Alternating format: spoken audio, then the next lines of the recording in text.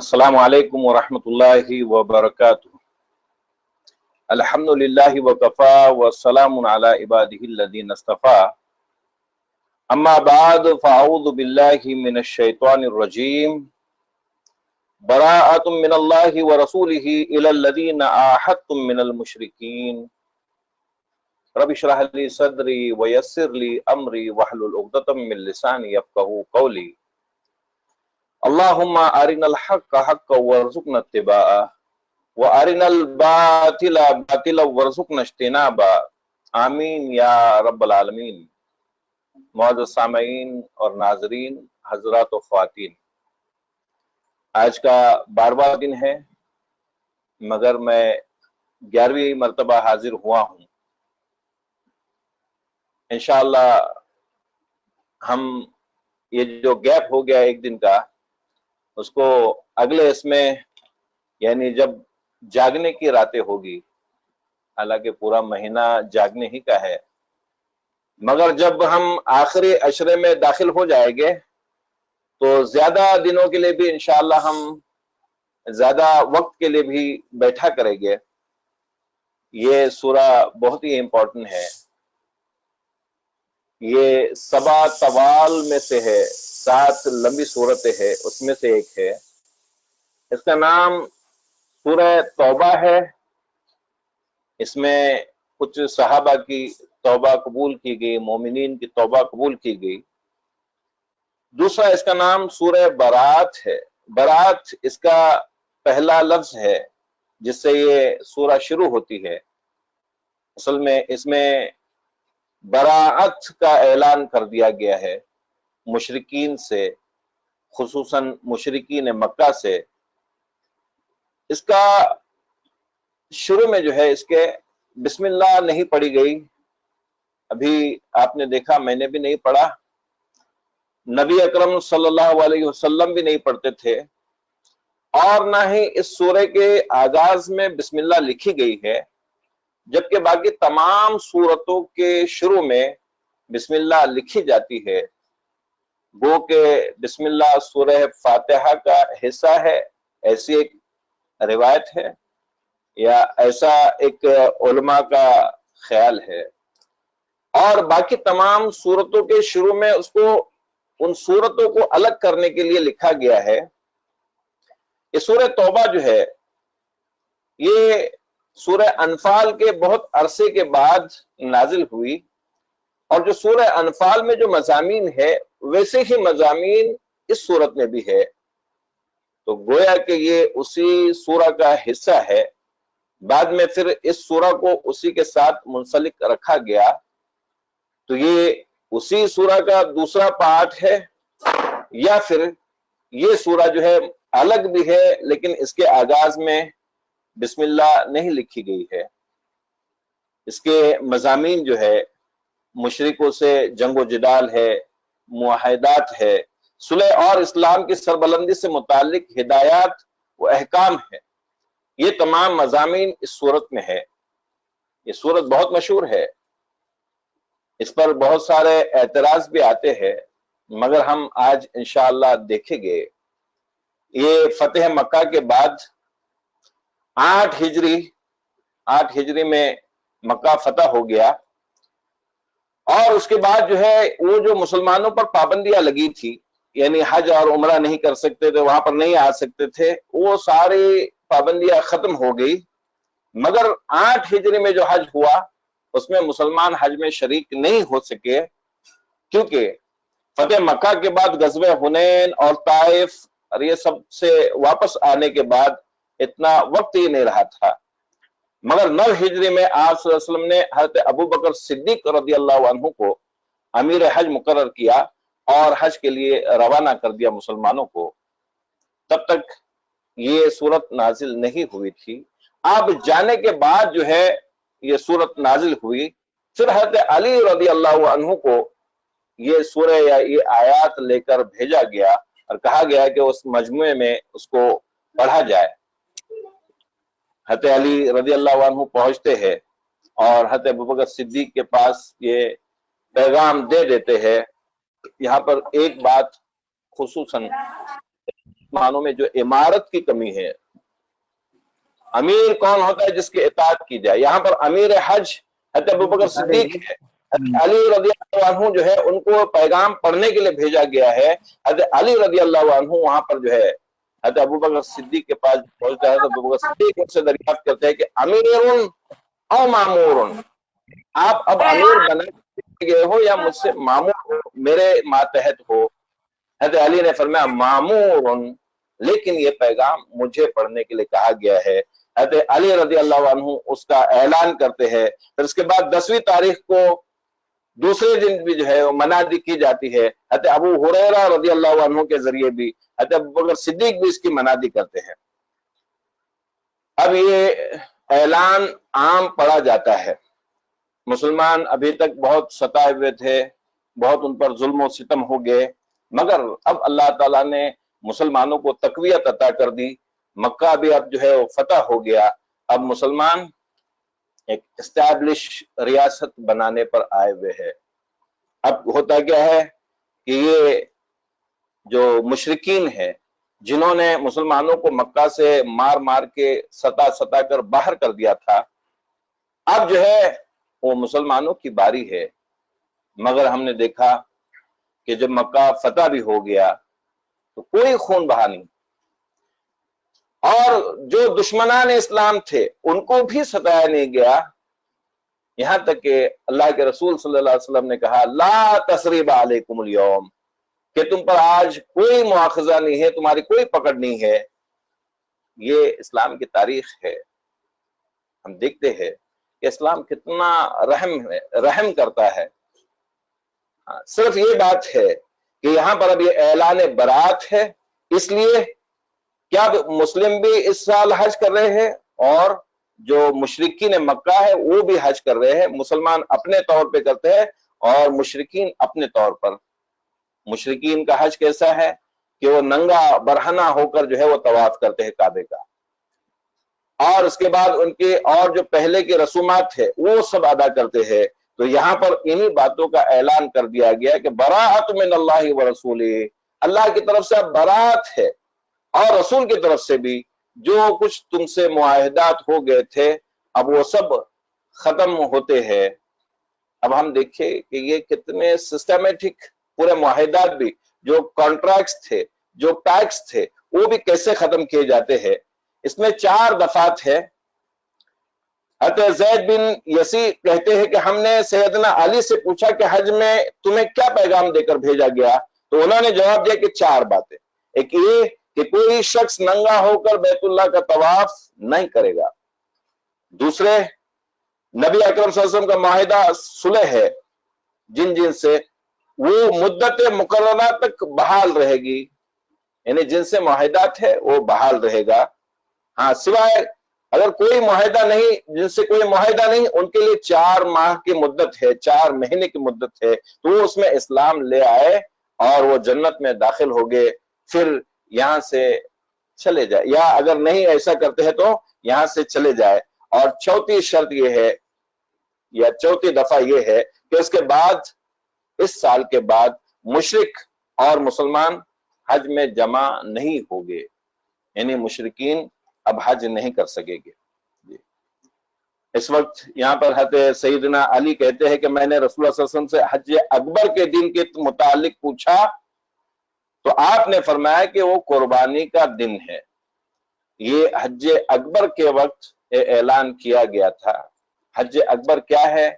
ہماری بہت ساری غلط فہمیاں ہیں کہ جمعہ کے دن جو حج آتا ہے گویا وہ حج اکبر ہے جس میں 2 خطبے ہوتے ہیں. حج میں اس طرح سے جمعہ کا کوئی خطبہ نہیں ہوتا ہے. حج اکبر یعنی وہ جو 10واں دن ہے یا قربانی کا جو دن ہے اسے حج اکبر کہا جاتا ہے. اب آگے دیکھیے کہ فَإِذَا انْسَلَخَ الْأَشْهُرُ الْحُرُمُ فَاقْتُلُوا الْمُشْرِكِينَ حَيْثُ وَجَدتُّمُوهُمْ وَخُذُوهُمْ وَاحْصُرُوهُمْ وَاقْعُدُوا لَهُمْ كُلَّ مَرْصَدٍ. بہت سخت آیت ہم کو نظر آتی ہے کہ 4 مہینے جب ختم ہو جائے، جب تمہارا معاہدہ بن گیا ہے، اس کے بعد اب یہ جہاں کہیں ملے مشرکین جو تمہارے دشمنان ہے تو ان کو قتل کر دو. ایسا سمجھ میں آتا ہے کہ بہت سخت آیت ہے، مگر ہم دیکھتے ہیں کہ ان سے جو معاہدات ہوئے ہیں سب سے پہلے تو یہاں پر یہ 4 مہینے اشہر الحرم کہا گیا. اشہر حرم کون کون سے ہے؟ تو یہ ذی-قعدہ، ذی الحجہ، محرم اور ایک رجب ہے، مگر یہاں پر اس سے مراد رجب نہیں ہے بلکہ اس سے اگلا مہینہ ذی الحجہ کے بعد محرم کے بعد سفر ہے. یہ 4 مہینے دیے گئے اور اس میں جو ہے یہ شرائط رکھی گئی کہ اگر یہ مشرکین مکہ جو تمہارے اتنے دشمن تھے پھر بھی اگر یہ مان گئے تو یہ اگر ایمان لے آئے، پھر انہوں نے نماز قائم کر دی اور پھر زکوٰۃ بھی ادا کر دی تو پھر یہ تمہارے بھائی ہے، ان پر پھر کوئی مواخذہ نہیں ہے، ان کو وہیں پر رکھا جائے گا.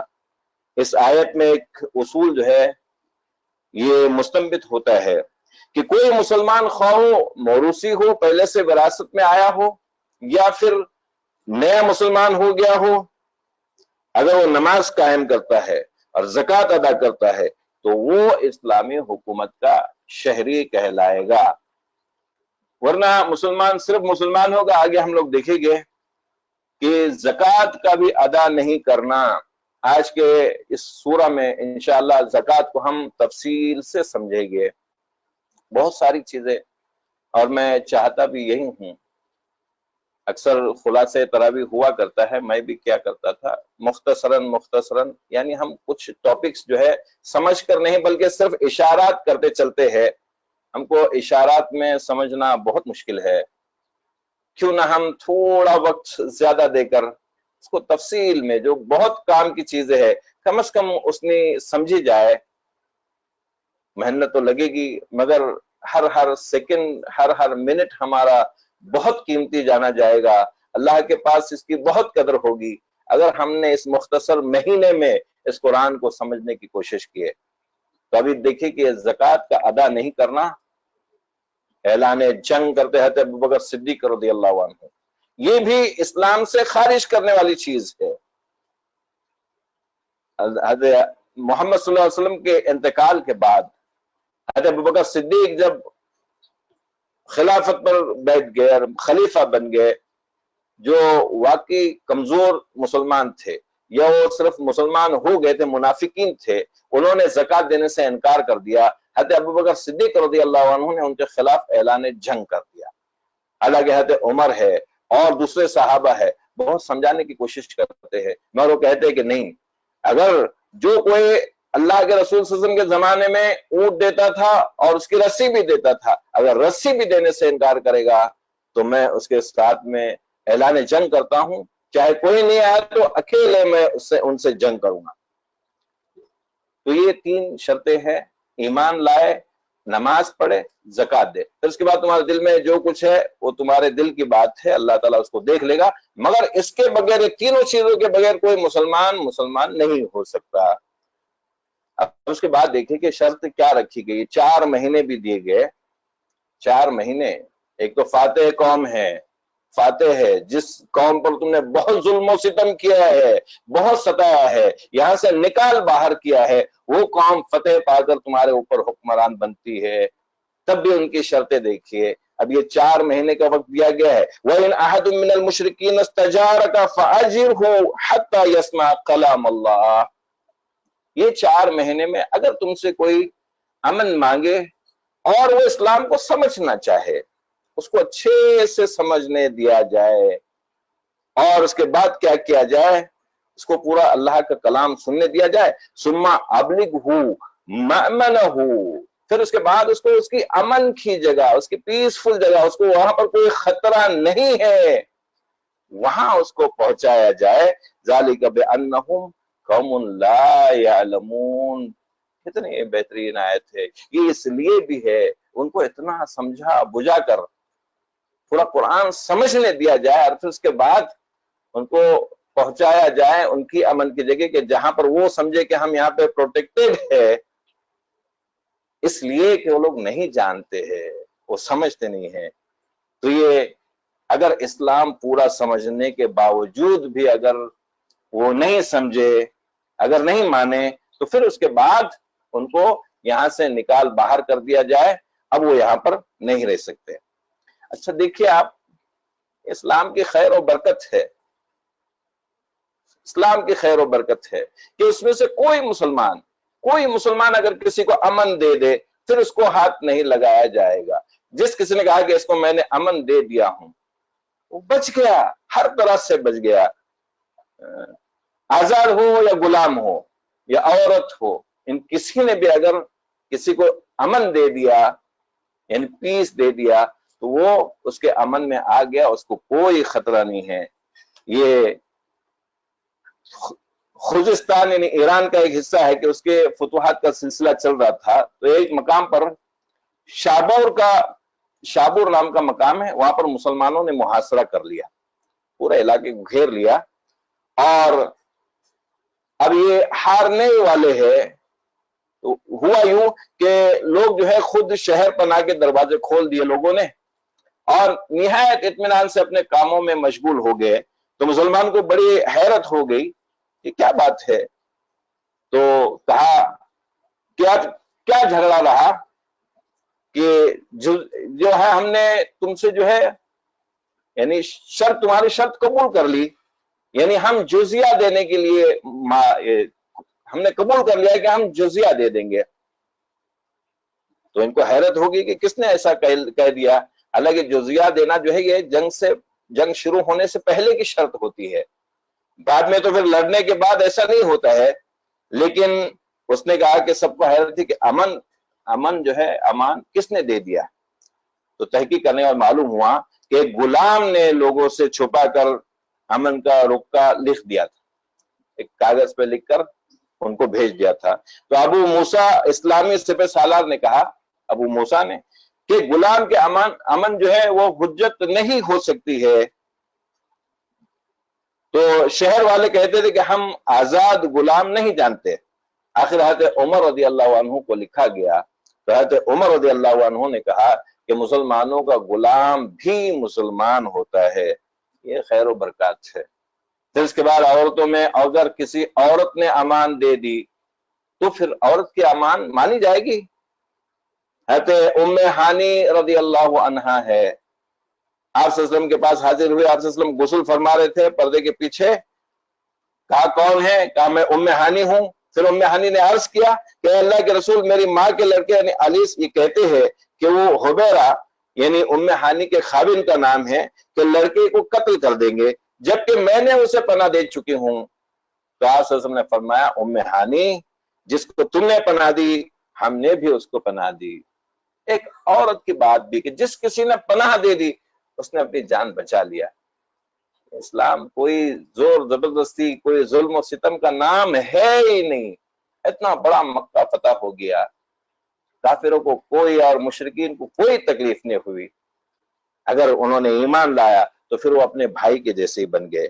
جبکہ ہم دیکھتے ہیں یہ جو صلیبی جنگیں ہو گئی تھی دوسرے جنگ عظیم کے موقع پر، تو یہ طرابلس کے مسلمان بادشاہ نے، طرابلس کا مسلمان بادشاہ ماؤنٹ بوہیمان نے اس کو پیغام بھیجا صلح کے لیے، اس کے ساتھ میں گھوڑے اور سونے کے بہت ڈھیر بھی بھیجے تاکہ وہ اچھے اس میں صلح کر لے، مگر اس نے وہ سب لینے کے باوجود مسلمانوں کا قتل عام کر دیا، لاکھوں مسلمانوں کو ڈھیر کر دیا۔ تو یہ مسلمانوں کی جو امن کی بات ہے، ایک سادہ آدمی، ایک صرف مسلمان، چاہے غلام ہو عورت ہو، اس نے بھی اگر کسی کو امن دے دیا، کسی کو پروٹیکشن دے دیا، تو اس کا پروٹیکشن ساری حکومت کو ماننا پڑتا ہے۔ اب بلکہ دیکھیے آگے چل کر یہ بہت سخت معلوم ہوتا ہے لیکن سخت نہیں ہے۔ 4 مہینے کا وقت، وہ جن کے ساتھ میں کوئی معاہدات نہیں ہے، جن کے ساتھ میں معاہدات ہے جو وقت دیا گیا ہے اس وقت تک ہے۔ پھر اس کے بعد وہ جو 2 قبائل تھے، بنو خزاع اور بنو کنانہ یا بنو زمرہ، ان قبائل کا معاہدہ 9 مہینے باقی ہے، تو اس معاہدے کو 9 مہینے تک اور رکھا گیا، تب تک بھی تم جو ہے اس کو سمجھ سکو اسلام کو۔ ہاں، اس کے بعد بھی اگر سمجھ میں نہیں آتا ہے تو اب یہاں پر تم کو رہنے کی اجازت نہیں ہے۔ یعنی اسلامی ریاست میں شہریت کے جو شرائط ہے، فَإِن تَابُوا وَأَقَامُوا الصَّلَاةَ وَآتُوا الزَّكَاةَ فَإِخْوَانُكُمْ فِي الدِّينِ، اگر انہوں نے توبہ کر لیے، اسلام قبول کر لیا، نماز قائم کر دی، زکوٰۃ ادا کر دی، وہ تمہارے بھائی ہے۔ وَنُفَصِّلُ الْآيَاتِ لِقَوْمٍ يَعْلَمُونَ، جاننے والوں کے لیے اللہ اس طرح سے آیات کھول کھول کر بیان کرتا ہے کہ سمجھے۔ اب جو ہے یہ اعلان برات ہو گیا، یعنی اب سارے معاہدات ختم ہو گئے، اب مسلمان تھوڑے زور میں آگے ہے، مکہ فتح کر لیے ہے، لیکن ابھی بھی مشرکین جو ہے بہت تعداد میں ہے، سارے قبائل ہے، پورا عرب ان سے بھرا ہوا ہے، مسلمانوں کو خطرات ہے، اس لیے اب ان کو ترغیب دی جا رہی ہے، اللہ تقاتلوا قوما نکثوا ایمانہم وہموا باخراج الرسول، تمہارے رسول کو جنہوں نے نکال کر باہر کر دیا تھا، تو یہ اعلان برات کے بعد ان کو ترغیب دی جا رہی ہے کہ تم اپنے آپ کو مضبوط بناؤ، اللہ کے سامنے اپنے آپ کو پیش کرو۔ تو یہاں پر جو ہے اس کی کچھ وجوہات تھی کہ کیوں ترغیب دی جا رہی ہے کہ مسلمان تیار ہو جاؤ اور ان سے لڑو، اس لیے کہ خیال آ سکتا تھا کہ ایسی ذلت گوارا کرنے کے بجائے سب مل کر جو ہے اسلام کا نام و نشان ختم کر دے، یعنی پھر وہ اکٹھا ہو کر جمع ہو کر اس طرح سے وہ کر سکتے تھے۔ دوسرا، ایک تو ان کے تمام معاہدات کل عدم ہو گئے، ختم ہو گئے، اب دوسرے جلا وطنی کی دھمکی بھی دی گئی کہ اب یہاں سے تم کو نکال دیا جائے گا، اب ان کو یہ چیلنج دیا گیا تھا۔ تیسرے، کعبہ سے ان کی تولیت، ان کی جو قبضہ تھا وہ بھی ختم ہو گیا، اور چوتھے، کعبے میں ان کا داخلہ ممنوع قرار دیا گیا، یعنی اب ان کو کعبے میں واپس نہیں آ سکتے۔ اور پانچویں یہ کہ لوگ نئے نئے مسلمان ہو رہے تھے، ان کے اکثر اقربا بھی مشرکین تھے، یہ سارے خطرات تھے، یعنی اگر ابھی کچھ زور ملا بھی ہے تو ان کو خطرات ہے، اس لیے ان سے کہا گیا کہ قاتلوہم یعذبوہم اللہ بایدیکم ویخزیہم وینصرکم علیہم ویشفی صدور قوم المؤمنین۔ اعلان برات کے بعد مشرکوں کے وفود کیا ہو گیا؟ اعلان برات ہو گیا، اللہ تعالیٰ نے مسلمانوں کے ذریعے سے ان کو سزا تو دی، بہت کم سزا دی۔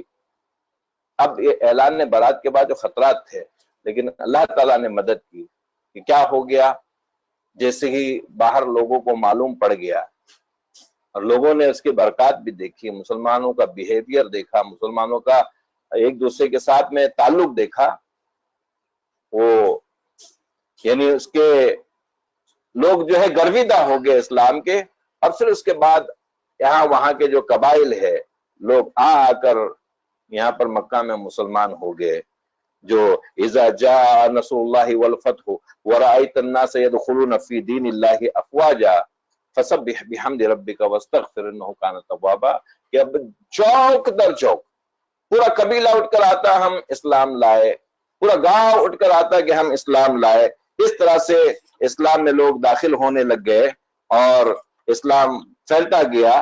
اب یہاں پر جو ہے یہ جو قتال کی جو تاکید کی گئی ہے یا اللہ کے راہ میں اپنے آپ کو پیش کرنے سے کیا فائدے ہوئے؟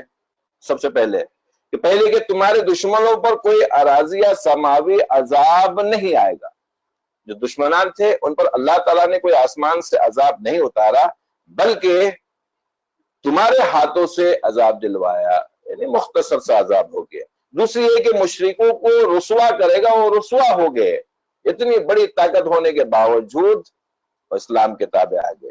تیسری یہ کہ تمہیں ان پر مدد دے گا، اور اللہ تعالیٰ نے ضرور مدد دی آغاز سے ہی جنگ بدر کی طرح سے۔ چوتھی یہ کہ مسلمانوں کے دل مشرکوں کے ظلم و ستم سے سہ سہ کر جو زخمی ہو چکے تھے، تو ستم و رسیدہ مسلمانوں کے ہاتھوں ان مغرور اور سرکش مشرکوں کو پٹوا دیا، یہ سارے ان کے فائدے ہو گئے۔ اور پانچویں یہ کہ انہیں مغرور کافروں سے اللہ جسے چاہے گا توبہ کی توفیق دے دے۔ اللہ تعالیٰ نے بہت سارے مشرکین کو پھر توفیق دے دی، اسلام میں داخل ہو گئے، یہ سارے فائدے ہو گئے۔ اب ذکر آتا ہے کہ جو مسجد کو آباد کرنے والے لوگ ہیں، اللہ جلدی سے پھر سے وہ مسجدیں کھول دے اور ہم اس کے آباد کرنے والے بنے، بہت دنوں سے ویران پڑی ہوئی ہے۔ انما یأمر مساجد اللہ من آمن باللہ والیوم الآخر واقام الصلاۃ وآتى الزکاۃ ولم یخشى الا اللہ فعسى اولئک ان یکونوا من المہتدین۔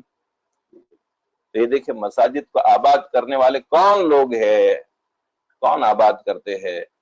مساجد کا آباد کرنا کیا ہے؟ اس کو بنوانا بھی ہے جی، اس کی صاف صفائی کرنا بھی ہے، اس کے سارے انتظامات کرنا بھی ہے، اور اس کے ساتھ کیا ہے؟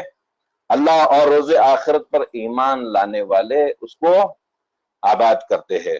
دوسرے، نماز کا قیام اور زکوٰۃ کی ادائیگی، دوسری نماز قائم کرتے ہیں اس کو آباد کرنے والے، پھر اس میں نماز پڑھنے والے، زکوٰۃ ادا کرنے والے، اللہ کے سوا کسی سے نہ ڈرنا، جو اللہ کے سوا کسی سے نہیں ڈرتے ہیں وہ مساجد کو آباد کرنے والے ہیں۔ اب جو ہے مساجد کی آباد کاری اور ان کا ادب و احترام نہایت اعلیٰ درجے کا عمل ہے، اس کا احترام بھی ہے، اس میں ہم دنیاوی باتیں نہیں کرے، زور زور سے باتیں نہیں کرے، اس کا ادب اور احترام بھی ضروری ہے۔ جیسے حضرت سیدنا عثمان رضی اللہ عنہ فرماتے ہیں کہ میں نے رسول اللہ صلی اللہ علیہ وسلم کو فرماتے سنا ہے کہ جس نے اللہ کی رضا جوئی کے لیے مسجد بنائی، اللہ ویسا ہی گھر اس کے لیے بہشت میں، جنت میں بنائے گا۔ یہ مساجد کی آباد کاری۔ سیدنا ابو ہریرہ رضی اللہ عنہ کہتے ہیں کہ آپ نے فرمایا 7 آدمیوں کو اللہ عرش کے سائے میں جگہ دے گا، اس میں سے ایک کون ہوگا؟ جس کا دل مسجد میں اٹکا ہوا ہے۔ یہ بہت ساری فضیلتیں ہیں مسجدوں کا آباد کرنے کی۔ جلدی سے مسجدیں کھل جائے اور انشاءاللہ ہم تمام ہی لوگ مسجدوں کا آباد کرنے والے بنیں گے۔ مگر دیکھیے کہ ہم آج کل جو مسجدوں کا جو چل چلاؤ ہے، بڑی بھاری بھاری مسجدیں، بڑی بڑی عمدہ مسجدیں جس میں اے سی بھی لگا ہوا ہے اور نیچے ماربل بچھا ہوا ہے، اس پہ کارپیٹس بھی ہے، اچھے اچھے ممبر ہے، بڑے بڑے جھومر لگے ہوئے ہیں، یہ سارے مسجدوں کا آباد کرنا سمجھتے ہیں۔ حالانکہ ایسی مسجدوں کا حکم نہیں دیا گیا تھا۔ ہم نے دیکھا اللہ کے رسول صلی اللہ علیہ وسلم کی مسجد تقویٰ کہیے جس سے، مسجد نبوی ہے، کتنی سادہ تھی، بارش ہوتی ہے تو پیشانی کو مٹی لگ جاتی ہے، کیا ان کے پاس مال و دولت نہیں تھا؟ مگر آج ہم کیا کرتے ہیں؟ چندے جمع کرتے ہیں، خوب پیسے جمع کرتے ہیں، اپنے ہمت نہیں ہے، اپنی طاقت ہے، اپنی بستی میں جس طرح کی مسجد چاہیے اس طرح کی مسجد ہم بنا بھی سکتے ہیں، مگر لوگوں سے مانگ مانگ کے۔ یہ نیا فیشن آ گیا ہے، قیامت کی نشانیوں میں سے ہے کہ لوگ بڑی بڑی مسجدیں تعمیر کریں گے اور اس پر اترائیں گے۔ ہم دیکھتے ہیں کہ فلاں علاقے میں اتنی بڑی مسجد بن گئی، ہمارے علاقے میں اس سے اور بڑی ہونی چاہیے، سالوں سال اس کے چندے مانگتے رہتے لوگ، سمجھتے نہیں ہیں۔ اللہ ان کو سمجھ عطا فرمائے۔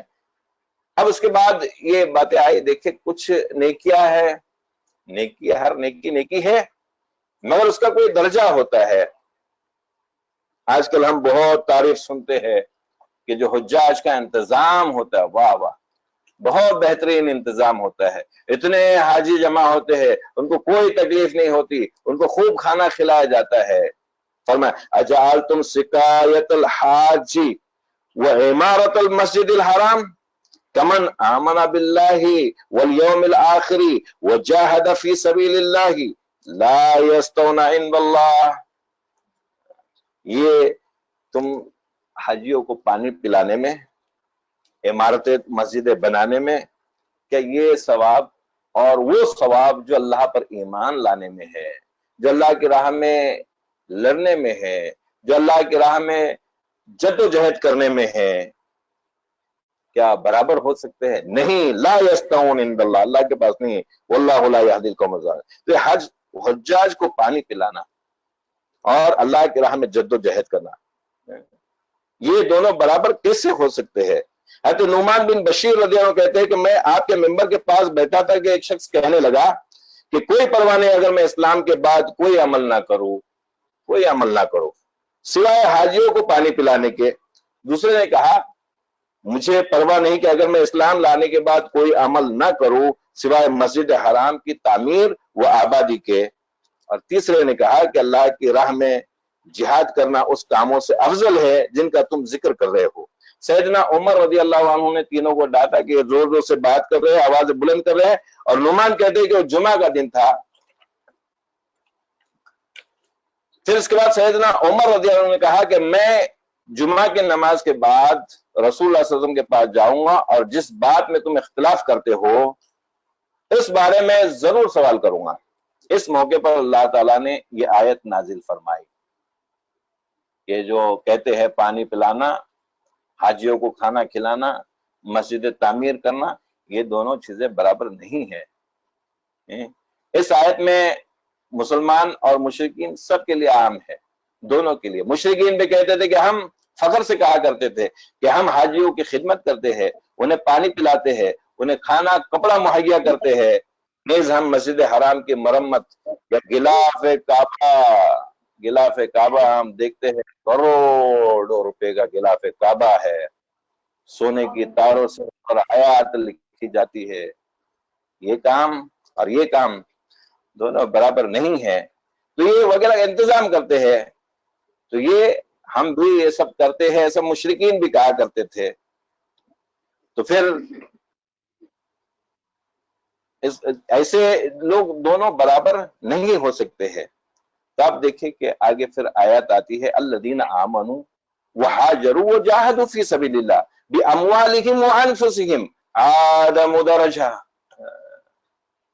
جنہوں نے ایمان لایا، جنہوں نے ہجرتیں کی، جنہوں نے اللہ کی راہ میں جد و جہد کی، اپنے مال سے بھی، اپنی جان بھی لگا دی، اعظم ان کے بڑے بڑے درجات ہیں عند اللہ، اولئک هم الفائزون، یہی لوگ فیضیاب ہونے والے، یہی لوگ کامیاب ہونے والے ہیں۔ تب یہ فضائل بیان کیے جاتے ہیں کچھ اللہ کی راہ میں جد و جہد کرنے کے، بہت مقامات پر مذکور ہے کہ ہم یہاں پر صرف 2 احادیث پیش کرتے ہیں کہ سیدنا ابو ہریرہ رضی اللہ عنہ کہتے ہیں کہ ایک آدمی رسول اللہ صلی اللہ علیہ وسلم کے پاس آیا اور کہنے لگا کہ مجھے ایسا عمل بتلائیے جو جہاد کے ہم پلہ ہو، اس کے برابر ہو۔ آپ نے فرمایا میں ایسا کوئی عمل نہیں پاتا، بخاری شریف کی روایت ہے۔ سیدنا ابو سعید خدری رضی اللہ عنہ کہتے ہیں کہ آپ سے سوال کیا گیا اللہ کے رسول لوگوں میں سب سے افضل کون ہے؟ فرمایا مومن جو اللہ کے راہ میں اپنی جان اور مال سے جہاد کرے، اپنا جان بھی لگائے، مال بھی لگائے۔ بہت ساری غلط فہمیاں، جہاد کیا ہے؟ جد و جہد ہے۔ یہ ہمیشہ ایسی تلوار ہاتھ میں نظر آتی ہے، جہاد نہیں، جہاد اپنے مال سے بھی ہوتا ہے، اپنی جان سے بھی ہوتا ہے۔ سب سے پہلا جہاد اپنے نفس سے ہوتا ہے، سب سے بہترین جہاد نفس سے ہے۔ ہاں اللہ کی راہ میں جان دینی پڑے، اس کو حاضر کرنے بھی، اور یہ سب سے اعلیٰ ہے۔ تو یبشرہم ربہم برحمت منہ، ان کو بشارت دے دو، خوشخبری دے دو رحمت کی، اللہ کی رحمت کی، اللہ کی رحمت ورضوان، اور اللہ کی رضا کہ اللہ تعالیٰ راضی ہو گیا، وجنات لہم فیہا نعیم مقیم، نعمت والی باغات کی جس میں وہ ہمیشہ قیام کرے گے، خالدین فیہا ابدا، ہمیشہ ہمیشہ اس میں رہے گے۔ ان اللہ عندہ اجر عظیم، بے شک اللہ تعالیٰ کے پاس ان کا بڑا عظیم اجر ہے۔ اب آگے آیت آتی ہے یا ایھا الذین آمنوا لا تتخذوا آباءکم واخوانکم اولیاء، اپنے والدین کو، والد کو اور اپنے بیٹے کو اپنا دوست مت بناؤ اگر وہ اللہ کو ماننے والا نہیں ہے۔ واقعی صحابہ تھے، صحابہ میں حضرت ابوبکر صدیق رضی اللہ عنہ ہے، بعد الانبیاء بالتحقیق سب سے افضل ہے۔ ان کے بیٹے کہتے ہیں کہ اے ابا جان، اس جنگ میں آپ میرے زد میں آ گئے تھے، اگر میں چاہتا تو آپ کو قتل کر سکتا تھا، مگر میں نے آپ کو چھوڑ دیا۔ حضرت ابوبکر صدیق کہتے ہیں کہ بیٹے اگر تو میری زد میں آیا ہوتا تو میں تجھے نہیں چھوڑتا، اللہ کا حکم بس سر آنکھوں پر، کوئی اس کے حکم کے سامنے نہیں۔ اس لیے پھر آگے کہا قل ان کان آباؤکم وابناؤکم واخوانکم وازواجکم وعشیرتکم واموال اقترفتموها وتجارة تخشون کسادها ومساکن ترضونها احب الیکم من اللہ ورسولہ وجہاد فی سبیلہ فتربصوا۔ دیکھیے اللہ سے محبت کرنی پڑے گی، اللہ کے رسول صلی اللہ علیہ وسلم سے محبت کرنی پڑے گی، گو کہ ہمارے فطرت میں، ہمارے سرشت میں یہ دوسری محبتیں رکھی گئی ہے، ہمارے آباؤں کی محبت، اپنے والدین کی، تمہارے بیٹوں کی محبت، تمہارے بھائیوں کی محبت، تمہارے بیویوں کی محبت، تمہارے رشتہ داروں کی محبت، تمہارے مال جو تم نے بہت محنت سے کمائے ہیں، تمہاری تجارت جس کے ماند پڑنے کا تم کو خطرہ ہے، اور مساکنوں جو تم نے گھر بنائے ہیں، یہی تو سب روکتے ہیں تم کو اللہ کی راہ میں جانے سے۔ فتربصوا، انتظار کرو۔ یہ 8 محبتیں ہیں، ان کے اپوزٹ میں 3 محبتیں اگر بھاری نہیں پڑتی ہے، اگر یہ 8 محبتوں کے اپوزٹ مخالف میں 3 محبتیں اگر تمہاری بھاری نہیں پڑتی ہے تو پھر انتظار کرو کہ اللہ کو ایک فیصلہ لیا ہے۔ کون سی محبت؟ اللہ سے محبت، اس کے رسول سے بھی ویسی ہی محبت، اور اس کے راہ میں اپنے آپ کو دینے کی محبت۔ اگر یہ محبت پیدا نہیں ہوتی تو ہم دعوے کرتے رہے، بس اللہ ہی اس کو قبول فرمائے۔ تو یہ 8 محبتوں کے بدلے میں ہم کو 3 محبتوں پر دھیان دینا پڑے گا۔ لوگ دے دیتے ہیں، اور اپنے آپ کو چیک بھی کرنا پڑے گا واقعی ہے بھی کہ نہیں، ورنہ ہمارا دعویٰ تو ہے ہم سب سے زیادہ محبت کس سے کرتے ہیں؟ والذین آمنوا اشد حبا للہ، جو مومن ہے شدید محبت کرتا ہے اللہ سے۔ ہم سے پوچھا جائے کون کس سے محبت؟ اللہ سے محبت۔ اللہ اس کے بعد کس سے؟ اللہ کے رسول صلی اللہ علیہ وسلم سے۔ ہمارا تو دعویٰ ہے، ہم کرتے ہیں محبت، اللہ واقعی ویسی محبت ڈال دے۔ حضرت عمر رضی اللہ عنہ سے پوچھتے ہیں آپ صلی اللہ علیہ وسلم کس کو زیادہ چاہتے؟ آپ ہی کو چاہتے، سب سے زیادہ، سب سے زیادہ، اپنی جان سے بھی زیادہ توقف کرتے ہیں، چپ رہتے ہیں، سوچتے ہیں اپنے دل میں، پھر اس کے بعد بولتے ہیں الآن، ہاں اب میں کہہ سکتا ہوں کہ میں اپنی جان سے بھی زیادہ آپ سے محبت کرتا ہوں۔ جب تک یہ نہیں ہوگا، لا یؤمن احدکم حتی اکون احب الیہ من والدہ وولدہ والناس اجمعین، ان سب سے زیادہ جب تک اللہ کے رسول صلی اللہ علیہ وسلم سے محبت نہ ہو جائے مومن نہیں ہو سکتے۔ پھر اس کے بعد جنگ حنین کا ذکر آتا ہے۔ ابھی اس پورے سورہ میں بہت ساری جنگیں بیان کی گئی ہے، کیا کیا ہو گیا۔ قد نصرکم اللہ فی مواطن کثیرۃ ویوم حنین اذ اعجبتکم کثرتکم۔ دیکھیے لاڈلی قوم، لاڈلی قوم، لاڈلی قوم، یہود کا جو ہے کہنا تھا کہ ہم بہت لاڈلی قوم، اللہ کے پاس کوئی نہیں، جو محنتیں کرے وہ اصل اللہ کے لاڈلے ہیں۔ اور اللہ تعالیٰ نے کچھ عطا کرنے کے بعد ہم میں غرور، تکبر نہیں آئے۔ یاد کرو لقد نصرکم اللہ فی مواطن کثیرۃ ویوم حنین اذ اعجبتکم کثرت، تمہاری کثرت پر تم کو ناز ہو گیا تھا حنین کے وقت میں۔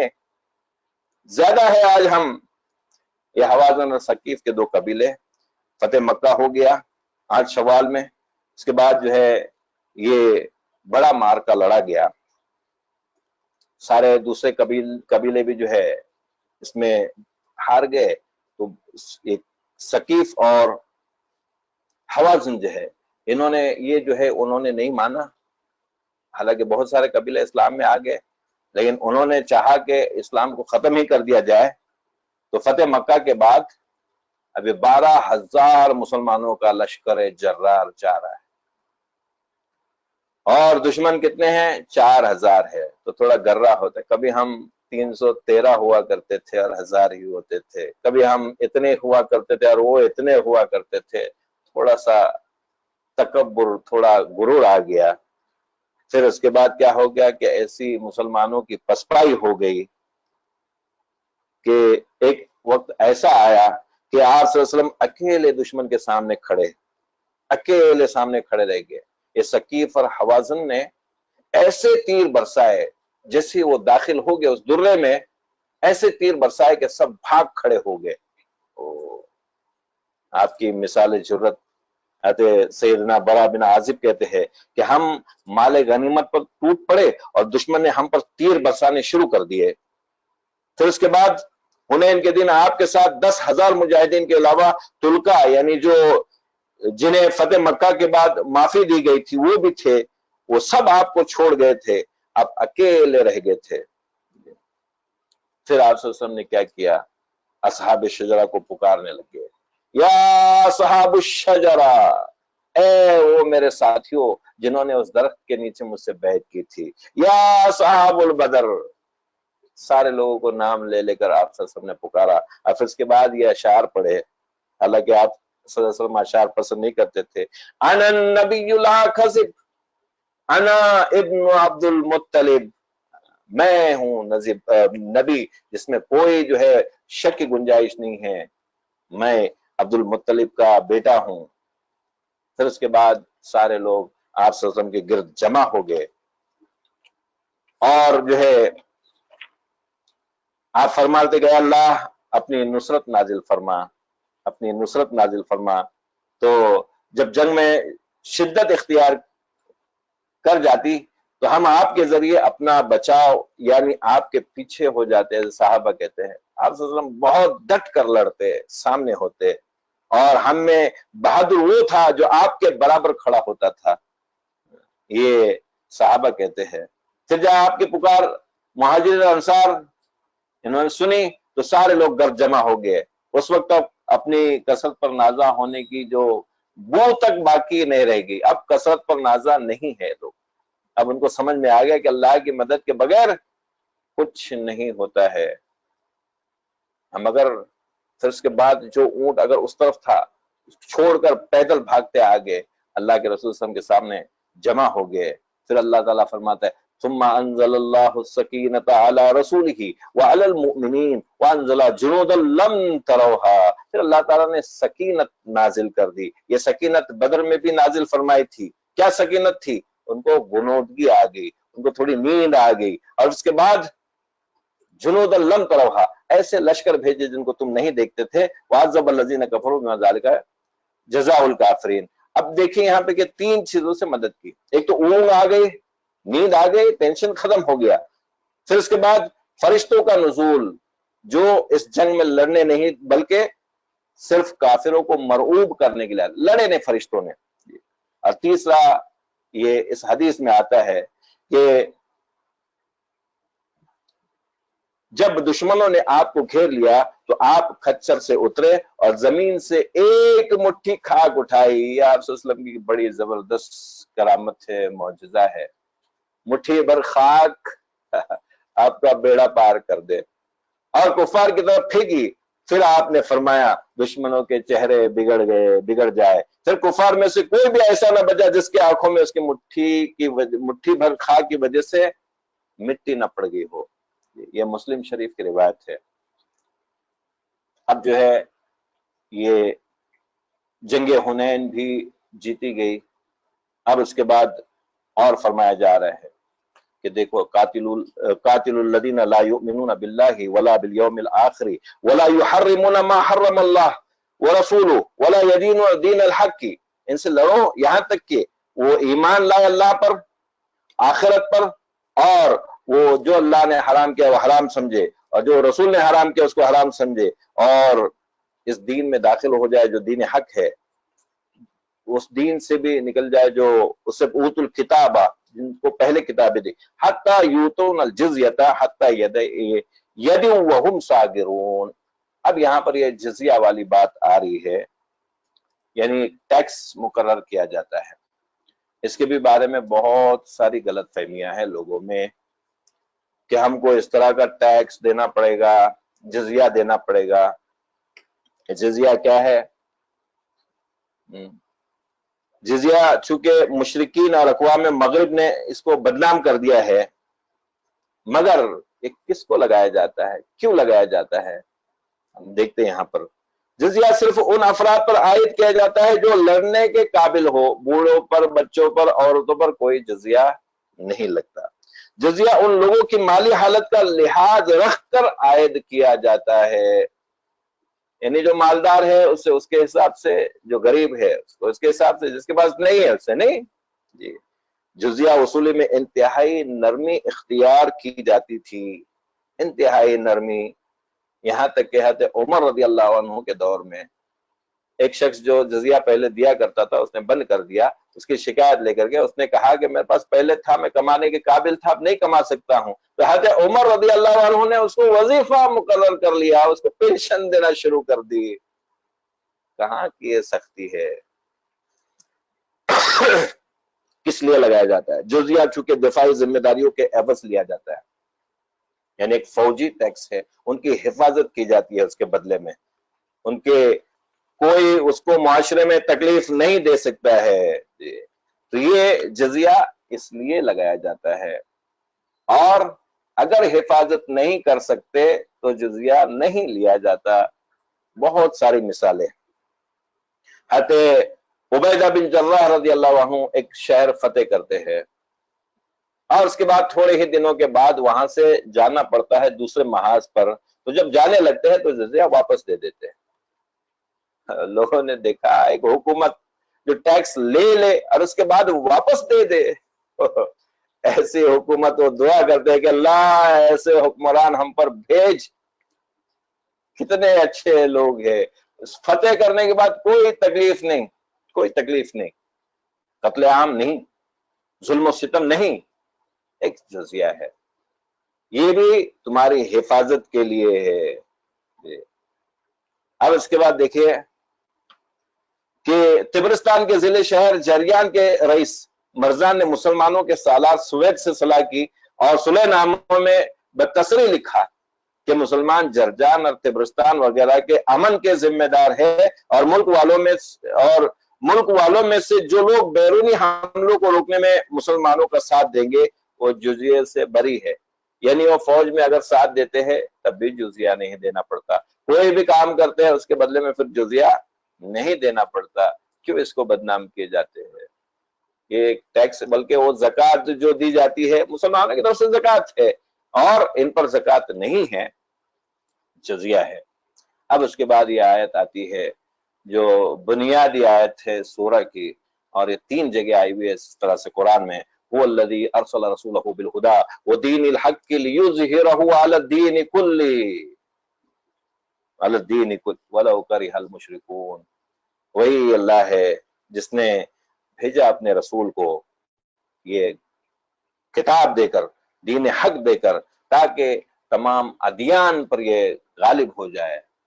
الحمدللہ یہ 3 مرتبہ آیت آئی ہے، ایک جگہ وَلَوْ كَرِهَ الْكَافِرُونَ، اور تیسری جگہ وَكَفَى بِاللَّهِ شَهِيدًا۔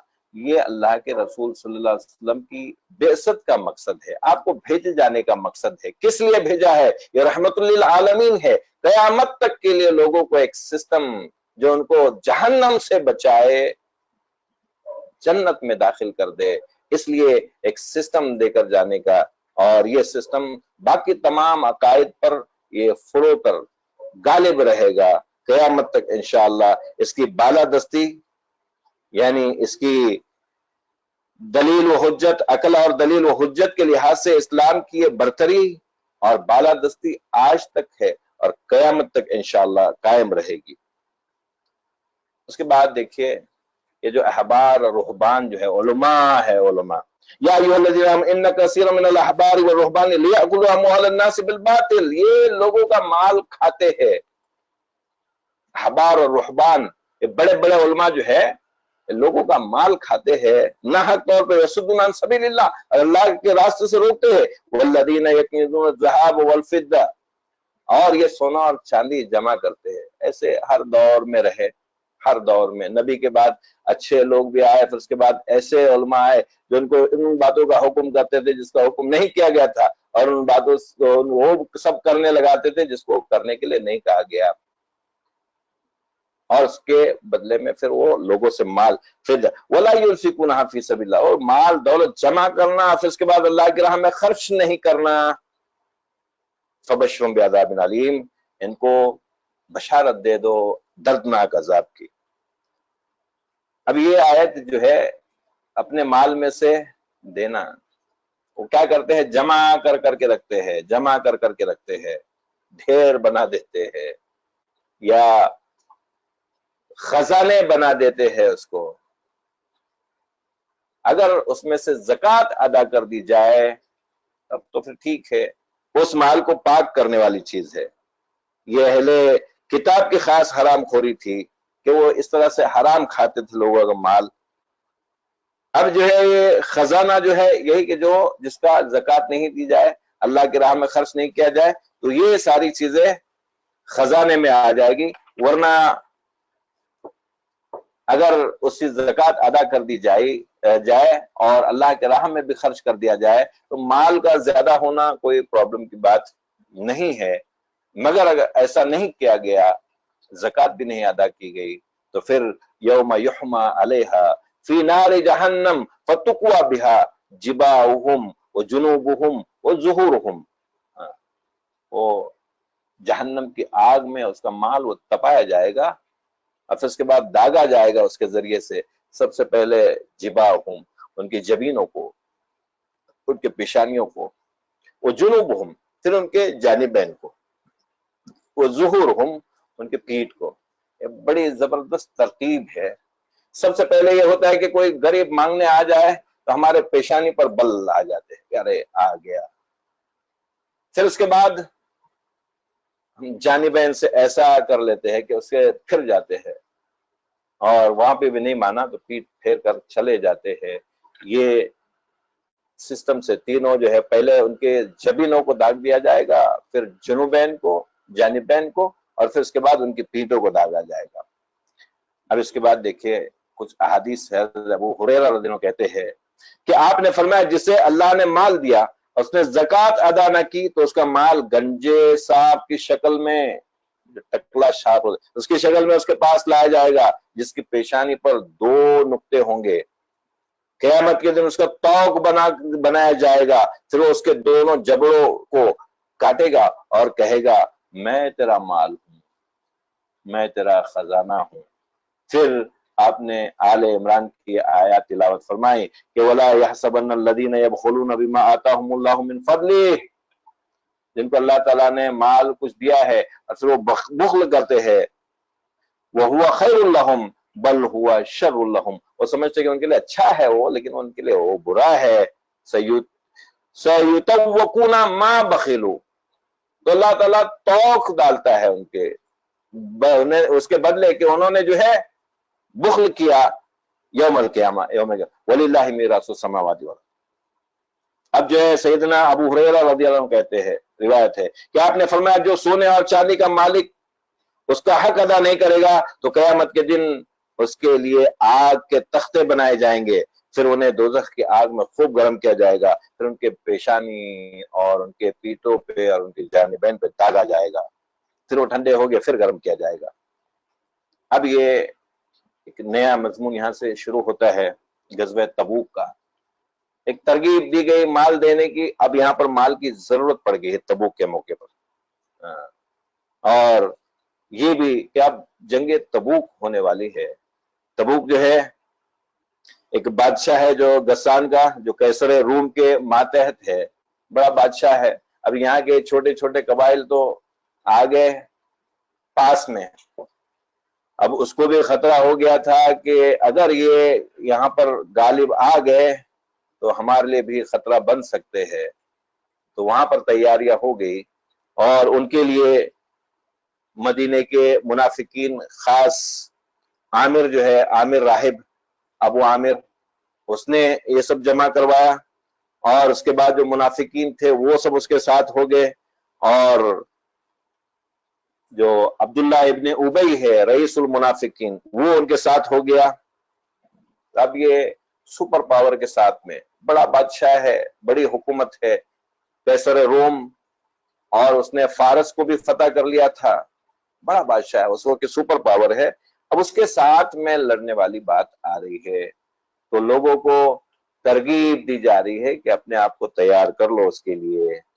تو کہا جا رہا ہے یا ایھا الذین آمنوا ما لکم قیل لکم انفروا فی سبیل اللہ اثاقلتم الی الارض، تم زمین میں چلے جاتے ہو، زمین تک جاتے ہو، کہ تم کو کہا جاتا ہے کہ اللہ کی راہ میں نکلو، اردیتم بالحیات الدنیا، کہ تم اس دنیا کی ہی زندگی سے راضی ہو گئے، کہ تم سمجھتے ہو یہی دنیا کی زندگی ہے، فما متاع الدنیا فی الآخرۃ الا قلیل، دنیا میں کچھ بھی مل جائے، ساری دنیا بھی مل جائے تو آخرت کے مقابلے قلیل ایک متاع ہے برتنے کی۔ اب یہ مسلمانوں کی بڑی ناسازگاری ہے، ابھی تک کوئی ایسے مسلمان مالدار نہیں ہو گئے ہیں، اور ابھی یہ جو قحط سالی کا بھی زمانہ ہے، اس وقت مدینے میں گرمی کا موسم ہے، فصلیں پکنے کے قریب ہے، اور دور کا اور مشقت کا سامان، بڑی مشقت ہے، دور کا سفر ہے، یہ ساری چیزیں ہے، اور سامنے عظیم طاقت ہے، شاہ کسریٰ کو جس نے ایران کو شکست دیا ہے اور اس کا روب اور دبدبہ ہے، ایسے لوگوں سے اب مقابلہ ہے۔ تو اب جو ہے ان سے ترغیب دی جا رہی کہ تم اپنا مال اور جان اس میں زیادہ سے زیادہ لگاؤ۔ پھر اس کے بعد درمیان میں ہی ایک ہجرت والی آیت آ جاتی ہے کہ ان تنصروہ فقد نصرہ اللہ، دیکھو تم نے اگر اللہ کے رسول صلی اللہ علیہ وسلم کی مدد نہیں کی تو اللہ تعالیٰ تو ان کی مدد کر چکا ہے۔ اخرجہ الذین کفروا ثانی اثنین اذ ہما فی الغار، اللہ کے رسول صلی اللہ علیہ وسلم کی اس وقت بھی مدد کی تھی، سارا مکہ، سارے مشرکین، ساری دنیا ان کی دشمن بنی ہوئی تھی، ان کا کچھ نہیں کر سکی، اور اس وقت مدد کی جب ان کے پیچھے پڑے ہوئے تھے اور وہ دونوں غار میں تھے۔ ان میں سے ایک کہہ رہا تھا یقول لصاحبہ لا تحزن ان اللہ معانا، ابھی جو تم کو حالات نظر آ رہے ہیں، اگر تم اس سے ڈر گئے چلے گئے، اللہ کی نصرت پر، اللہ کی مدد پر اگر تم کو بھروسہ نہیں ہے، اللہ تعالیٰ تو اپنے نبی کی اس وقت میں مدد کر چکا ہے۔ یہ بڑا پیارا قصہ ہے ہجرت کا، مگر میں تو چاہتا ہی ہوں کہ اس کو بیان کیے بغیر نہ رہوں، اگر تھوڑا سا ٹائم زیادہ لگ جائے۔ اجازت مل گئی آپ صلی اللہ علیہ وسلم کو ہجرت کی، سارا پروگرام ندوہ میں طے ہو گیا کہ آپ صلی اللہ علیہ وسلم کو آج نعوذ باللہ من ذالک قتل کر دیا جائے، حضرت علی آپ کے بستر پر لیٹے، پھر آپ کو حکم ہو گیا کہ آج ہجرت ہے، آپ ابوبکر کے پاس جاتے ہیں، ابوبکر کہ میں بھی آپ کے ساتھ ہوں، جی آپ بھی میرے ساتھ ہے، پھر آپ نے فرمایا ابوبکر نے کہ دونوں اونٹنیاں میں نے آپ کے لیے اسی لیے سنبھال کر رکھی تھی، اس کو خوب اچھا تگڑا بنایا تھا، یہ آپ کے لیے حاضر ہے، آپ صلی اللہ علیہ وسلم فرماتے میں اس کی قیمت ادا کروں گا۔ پھر اس کے بعد وہاں سے نکلتے ہیں، اب راستے میں بھی بہت سارے واقعات ہیں، کاش کہ ہم تھوڑی سیرت پڑھ لیں، قرآن کے ساتھ میں سیرت کو اگر ہم جوڑے تو پھر اس کے بعد دین میں جو مزہ آئے انشاءاللہ۔ سیرت کو تھوڑا سمجھنے کی ضرورت ہے۔ سراقہ بن مالک پیچھے پڑ جاتا ہے، اکیلا ہے پیچھے پڑنے والا، وہ کہتا ہے کہ میں قریب پہنچا، میرا گھوڑے کا پیر دھنس گیا اور میں سمجھ گیا کہ کچھ مشکل ہے، وہ تو سمجھا تھا کہ وہ چور دو بھاگے تھے، وہ ہے وہ، مگر یہاں پر الگ معاملہ ہے۔ پھر اس کے بعد خود آواز دیتا ہے، 3 مرتبہ دھنس گیا وہ، پھر آپ صلی اللہ علیہ وسلم سے وہ درخواست کرتا ہے کہ مجھے امن دیا جائے، وہ سمجھتا ہے کہ عنقریب یہ فاتح کی حیثیت سے آئے گے اور ان کا زمانہ آنے والا ہے۔ آپ صلی اللہ علیہ وسلم اس کو معافی نامہ، یہاں پر ایک بات میرے ذہن میں آئی کہ آپ صلی اللہ علیہ وسلم جب ایسی حالت میں ہجرت فرما رہے ہیں تب بھی قلم آپ کے ساتھ میں ہے، قلم آپ کے ساتھ میں ہے، اگر وہ صدیق سے کہتے ہیں ان کو لکھ کر دیا جائے، امن نامہ لکھ کر دیا جائے کہ جب ہماری حکومت آئے گی ان کی جان بخشی ہے۔ اور آپ صلی اللہ علیہ وسلم نے فرمایا تھا کہ اے سراقہ میں تیرے ہاتھ میں کسریٰ کے کنگن دیکھتا ہوں، آپ صلی اللہ علیہ وسلم ابھی جان بچا کر نکلے ہوئے ہیں، مگر کسریٰ کی فتح آپ کے سامنے ہے، کسریٰ اس وقت کا سپر پاور ہے، اس کو فتح ہو اور اس کے کنگن سراقہ کے ہاتھ میں ہیں۔ ان کو یقین ہو گیا، سراقہ ابن مالک کو یقین پیدا کرے نادا، یقین سے ہاتھ آتی ہے وہ شبیری کے جس کے سامنے جھکتی ہے فغفوری، کیسا یقین تھا، واقعی ان لوگوں کو یقین تھا۔ سراقہ جو ہے مرنے کے قریب ہو گئے ہوئے، لوگ آ کر دیکھ کر جا رہے، لیکن سراقہ کہتے کہ میری موت ابھی نہیں آئے گی، تم کیوں آتے ہو؟ پوچھا کیا بات ہے؟ اللہ کے رسول صلی اللہ علیہ وسلم نے فرمایا ہے کہ سراقہ تیرے ہاتھ میں میں کسریٰ کے کنگن دیکھتا ہوں، کہاں ہے وہ کنگن؟ حضرت عمر رضی اللہ عنہ کے دور میں وہ کسریٰ فتح ہو گیا، وہ کنگن آ گئے اور سراقہ کے ہاتھ میں آ گئے، پھر اس کے بعد سراقہ کی موت ہوتی ہے۔ یقین تھا، ہم دیکھتے ہیں عبداللہ ابن ابے کا یقین، ابے ابن خلف کا یقین، کہا تھا ایک گھوڑا لے کر آیا اور کہا کہ اے اللہ کے رسول، اللہ کے رسول تو کہتا نہیں تھا کہ اس پر میں سوار ہو کر تم کو قتل کر دوں گا، نعوذ باللہ من ذالک۔ اللہ کے رسول صلی اللہ علیہ وسلم نے فرمایا تھا کہ اے ابے ابن خلف، انشاءاللہ میں تجھے قتل کر دوں گا۔ احد کے وقت میں وہ آ گیا ڈھونڈتا ہوا، صحابہ آگے بڑھ رہے تھے، آپ صلی اللہ علیہ وسلم نے فرمایا رک جاؤ، آپ بڑھے اور ایک معمولی سا وار کر دیا، وہ پورے لشکر میں جو ہے دوڑتا ہوا، چلاتا ہوا، بیل کی طرح دھاڑتا ہوا جو ہے بھاگ رہا ہے۔ لوگ پوچھتے ہیں کیا بات ہے، عرب بہادر ہوا کرتے تھے، اگر زخم آئے بھی تو ایک کسی کا ہاتھ اگر زخمی ہے تو اس کو ہاتھ کوئی کاٹ دے، مگر وہ کہتا ہے کہ یہ محمد صلی اللہ علیہ وسلم نے مجھے زخم لگایا ہے، قسم خدا کی جب انہوں نے کہا تھا کہ میں تجھے قتل کروں گا، میں اسی وقت سمجھ لیا تھا کہ اب میں نہیں بچ سکتا، یہ میرا زخم اگر اس کا درد جو ہے سارے لشکر کو بانٹ دیا جائے تو سارا لشکر ختم ہو جائے گا، اس معمولی زخم میں وہ ختم ہو گیا۔ یہ یقین تھا کافروں کو بھی، ہم کو بھی اللہ پر اور اس کے رسول پر یقین کرنا پڑے گا۔ تو یہ اب یہاں پر بڑا معرکہ ہے، اس لیے ہم کو تیاری کے لیے کہا جا رہا ہے کہ ہم نے تو اس وقت بھی مدد کی ہے، تو ان فرو خفاف و ثقالا، جو کمزور ہے، جو ہلکے ہے، جو بھاری ہے، سارے لوگ نکل جائے۔ پھر اس کے بعد کہا، اب دیکھیں کہ یہ آزمائش آتی ہے، ہر مسلمان پر آزمائش لازمی ہے، اللہ تعالیٰ آزماتا ہی ہے، آزمانے ہی کے لیے پیدا کیا ہے۔ اب یہاں پر ایک فتنے سے آزمائش، لَقَدِ ابْتَغَوُا الْفِتْنَةَ مِنْ قَبْلُ وَقَلَّبُوا لَكَ الْأُمُورَ حَتَّى جَاءَ الْحَقُّ وَظَهَرَ أَمْرُ اللَّهِ وَهُمْ كَارِهُونَ۔ یہ عبداللہ ابن ابے کا فتنہ ہے۔ اللہ کے رسول صلی اللہ علیہ وسلم ہجرت کر کے مدینہ پہنچے، اس وقت عبداللہ ابن ابے وہاں پر اس کا تاج بن چکا تھا، اس کے بادشاہی کا اعلان ہونے ہی والا تھا کہ اس کا سارا پلان چوپٹ ہو گیا جب محمد صلی اللہ علیہ وسلم بے تاج بادشاہ مدینہ میں داخل ہو گئے۔ تو یہ اس نے جو ہے بہت سارے فتنے برپا کر دیے۔ یہ کیا ہو گیا کہ اب دیکھا اس نے کہ بہت سارے لوگ مسلمان ہو گئے ہیں، اور اب مجھے بھی مسلمان ہونے میں ہی بھلائی معلوم ہوتی ہے۔ اس نے زبانی اعلان کر دیا تھا کہ میں بھی مسلمان ہو گیا، لیکن کام سب خلاف کرتا تھا۔ منافق کی نشانی یہی ہے کہ زبان سے کچھ اور بولے، دل میں کچھ اور ہو۔ یہ بنو مستلق سے بھی واپسی پر اس نے سیدنا عائشہ رضی اللہ عنہا پر تہمت لگائی تھی۔ غزوہ بدر میں بھی اور غزوہ احد میں بھی اس نے بہت سارے اسلام کے خلاف کام کیا تھا۔ یہ ایک فتنہ تھا کہ ابھی واپس سے وہ اٹھا ہے۔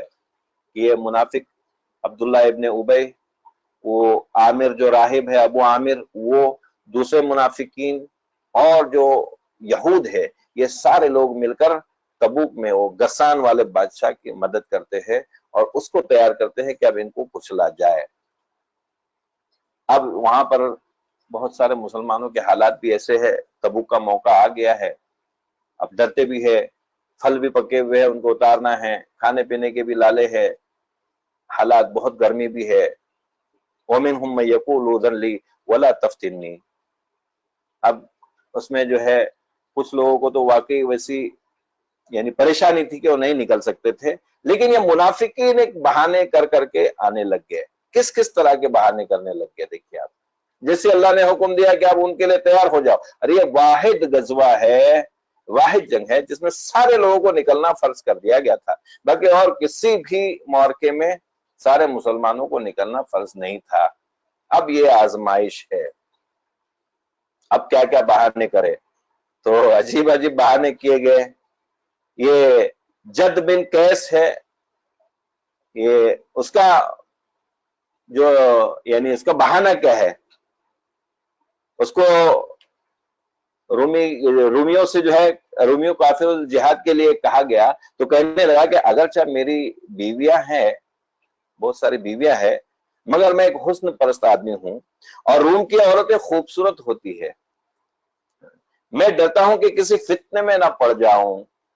کیا بہانہ ہے، اگر وہاں جاؤں گا وہاں کی عورتیں خوبصورت ہیں، میں فتنے میں پڑ جاؤں گا، اور میری اس عادت کو میری قوم جانتی ہے، لہٰذا آپ مجھے اپنے ساتھ لے جانے سے معاف فرمائیے، وہ نہیں آ سکتا۔ اس طرح سے منافقین نے عجیب عجیب بہانے کر دیے، وہ پیچھے رہ گئے، ان کا ذکر اور پھر آگے آئے گا۔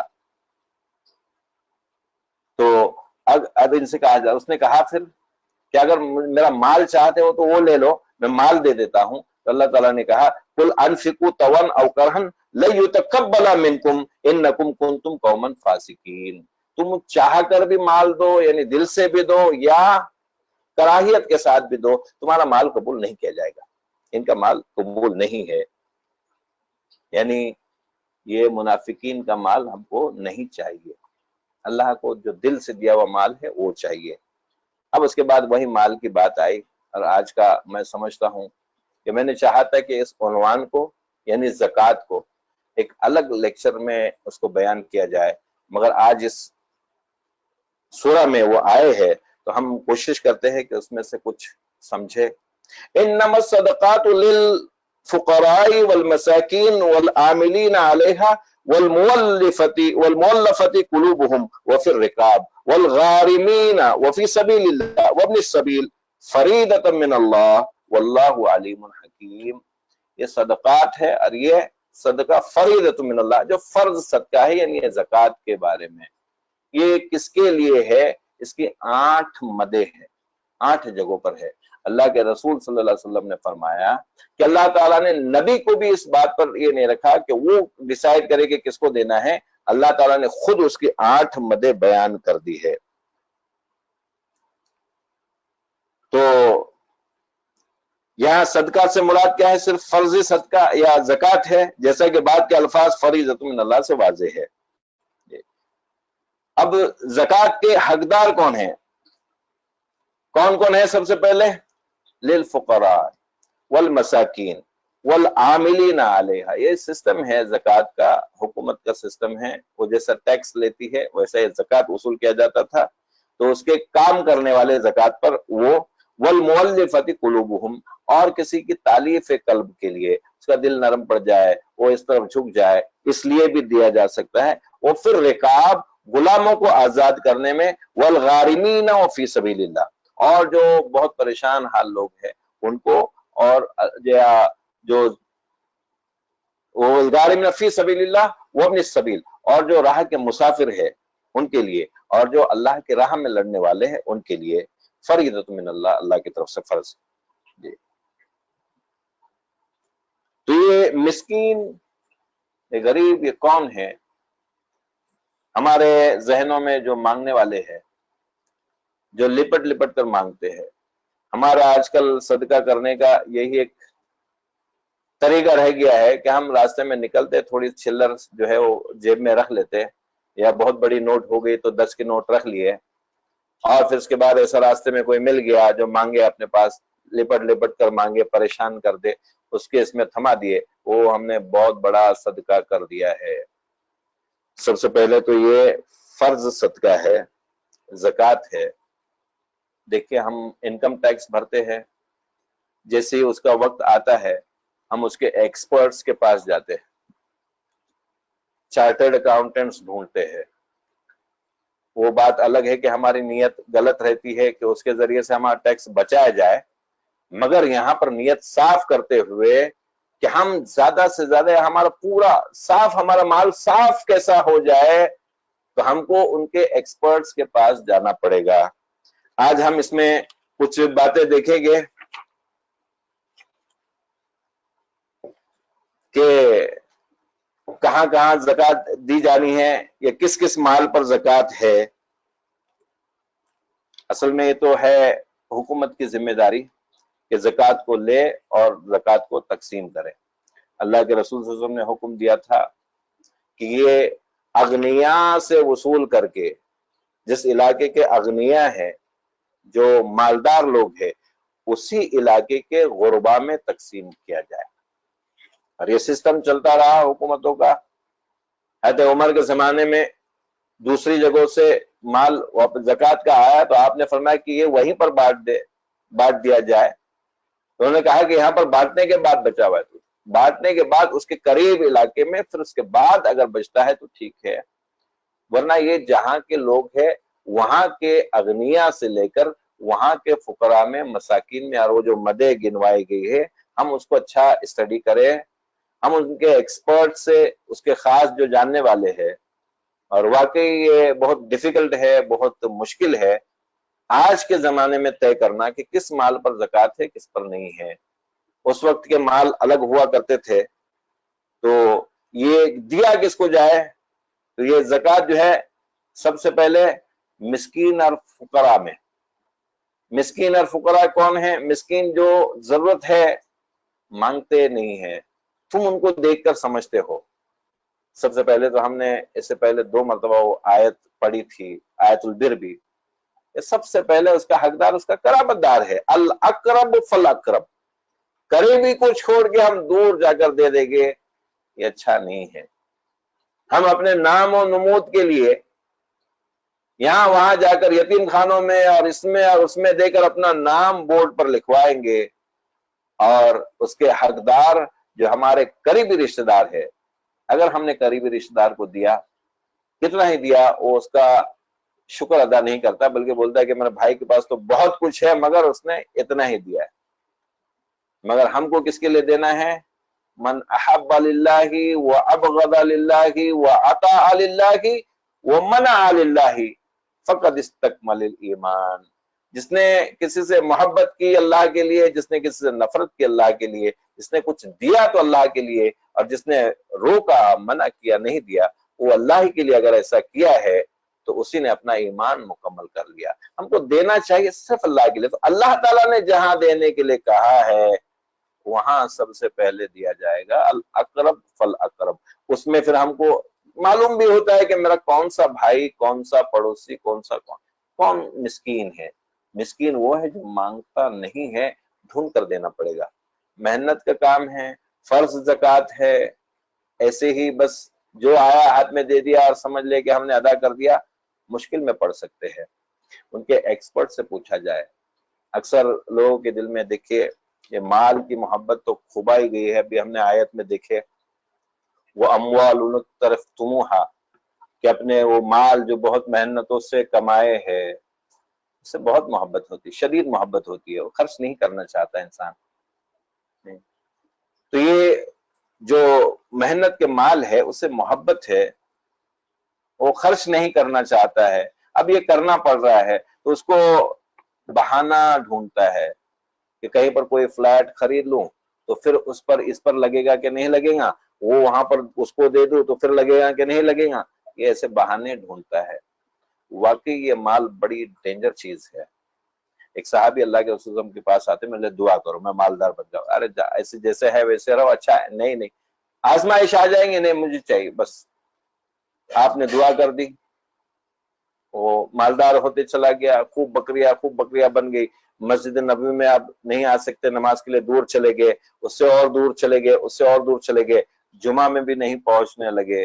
اور پھر ایک وقت وہ آیا کہ جب ان کے پاس زکوٰۃ کے لیے بھیجا گیا آدمی، تو اب سینکڑوں بکریاں اور سینکڑوں ریوڑ جو ہے وہ زکوٰۃ میں آ رہے ہیں، اس نے دینے سے انکار کر دیا، اور پھر اس کے بعد وہ دین سے نکل گیا۔ یہاں تک کہ حضرت ابو بکر صدیق کے دور میں اس نے دینا چاہا، نہیں لیا گیا، حضرت عمر کے دور میں دینا چاہا، نہیں لیا گیا، اور اس کے بعد وہ اسلام سے خارج ہو گیا۔ تو اللہ ایسے آزمائش سے بچائے۔ ہوتا یہ ہے، اور واقعی ہم نے تھوڑا اس بات پہ سوچے کہ ہم اپنے اوپر یہ باتیں لے کہ میں دے سکتا ہوں کہ نہیں دے سکتا ہوں۔ ہم جب بھی اس طرح کی باتیں سوچتے ہیں سب دوسروں پر کہ مالدار کون ہے تو وہ فلاں سیٹ ہے، ارے نہیں دیتا، کچھ نہیں دیتا، ہم دوسروں کو بولتے۔ میں کیا کرتا ہوں؟ اگر میرے پاس 10 روپیہ ہے، اس میں سے میں 1 روپیہ دے سکتا ہوں، 100 میں سے 10، اور 1000 میں سے 100، لاکھ میں سے 1000، اور کروڑ میں سے 1 لاکھ دے سکتا ہوں، ورنہ 10-20 تو کبھی بھی دے دوں گا۔ جب ہمارے پاس کروڑوں آ جائیں گے تب یہ زکوٰۃ نکالنا بہت دشوار ہو جائے گا، بہت دشوار ہو جائے گا۔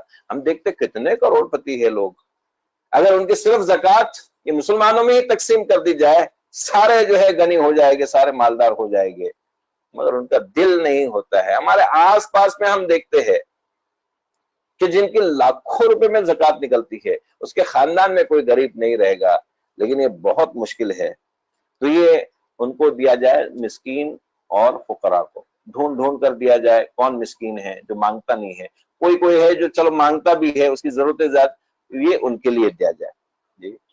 پھر اس کے بعد مقروض کے قرض کی ادائیگی کے لیے دیا جائے۔ پہلے غلامی کا سسٹم تھا، ابھی الحمدللہ وہ ختم ہو گیا ہوا ہے، اسلام نے اس کو ختم کیا، تو اس کے بعد اب جو بہت مقروض ہے، قرضہ کیسا کہ اس نے اپنی ضرورتوں کے لیے لیا ہے، بزنس کے لیے نہیں، ورنہ آج تو بڑے بڑے 20,000 کروڑ والے قرضدار ہیں بیچارے غریب، تو ان کے لیے نہیں دیا جا سکتا۔ ایسا قرضدار ہو گیا اپنی ضرورتوں کے لیے، اس کا پورا پیسہ قرضہ چکا دیا جائے، یہ تھوڑا تھوڑا اس کو بانٹ کر اپنا نام کرنے کی بجائے، ہم کو معلوم ہے کہ میرا فلاں بھائی ہے، اس کے بہت قرضے ہو گیا، بہت پریشان حال ہے، اسی کو دیا جائے، اسی کو دیا جائے۔ پھر زکوٰۃ کا وقت کون سا ہے؟ ہم نے سمجھ لیا ہے کہ رمضان مہینہ ہے جس کو ہم مقرر کر لیں گے، جیسا 31 مارچ جو ہے یہ کلوزنگ ایئر ہے، اب یہ رمضان ہمارے لیے کلوزنگ ایئر ہے زکوٰۃ کے لیے۔ پھر اس کے بعد جو دوسرے مہینوں میں ضرورت مند ہے وہ کہاں جائے، وہ کس کے پاس جائے؟ اب میں تو اپنا کاؤنٹ کر کے رکھا ہوں کہ اتنی زکوٰۃ میری نکلی ہوئی، آج دوسرا کوئی ضرورت مند آ گیا، میں کہتا ہوں میری زکوٰۃ پوری ہو گئی، اب دوسروں کے پاس جاؤ، تو اگر ایسی بات ہے تو پھر وہ جو ضرورت مند ہے وہ کہاں جائیں گے؟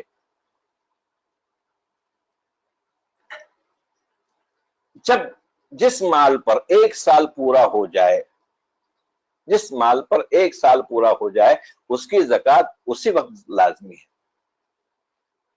یعنی یہ جو ابھی ہم دیکھیں گے اور بھی کہ زکوٰۃ جو ہے ہر ایک مال پہ الگ ہے، جیسے فصل ہوتی ہے، فصل جب کاٹ دیے اسی وقت اس کی زکوٰۃ ہے، جس وقت تم فصل کاٹو اس وقت اس کی زکوٰۃ ہے۔ جس مال پر ایک سال گزر جائے اس پر تمہاری زکوٰۃ ہے۔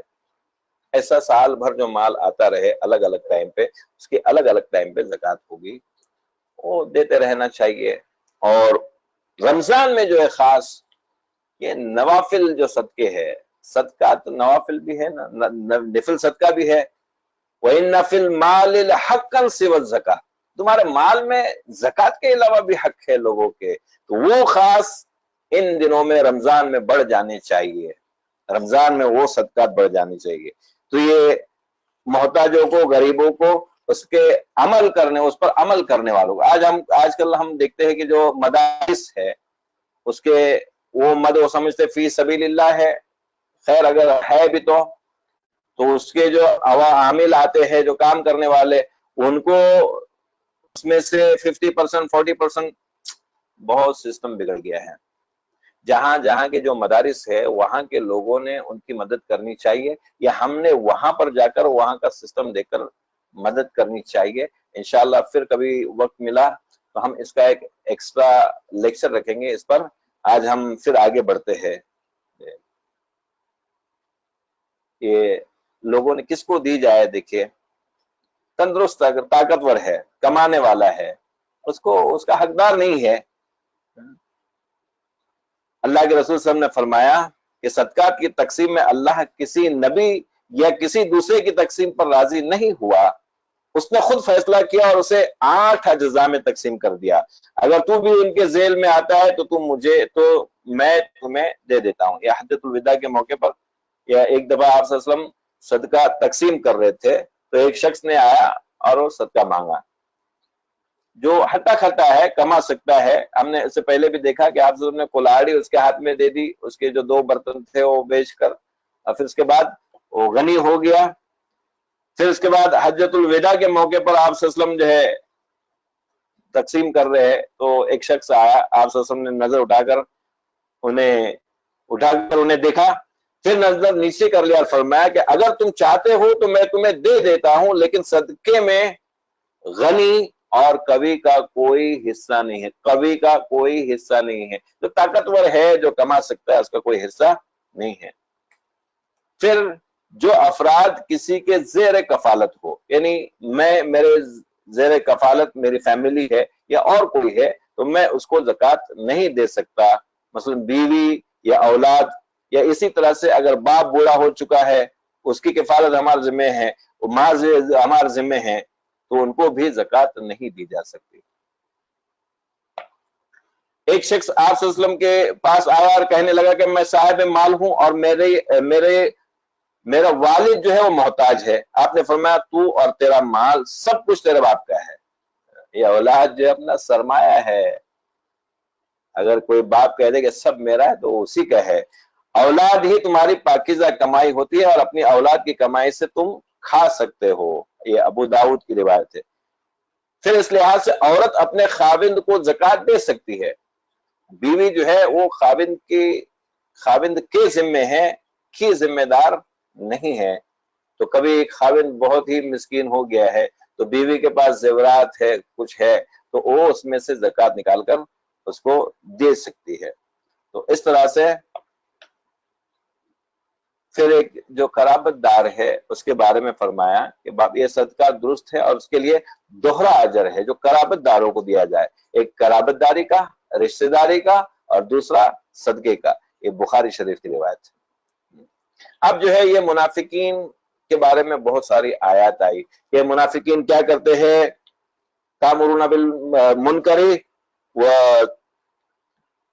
یامرون بالمنکر وینہون عن المعروف، یہ برائی کا حکم دیتے ہیں اور اچھائی سے لوگوں کو روکتے ہیں۔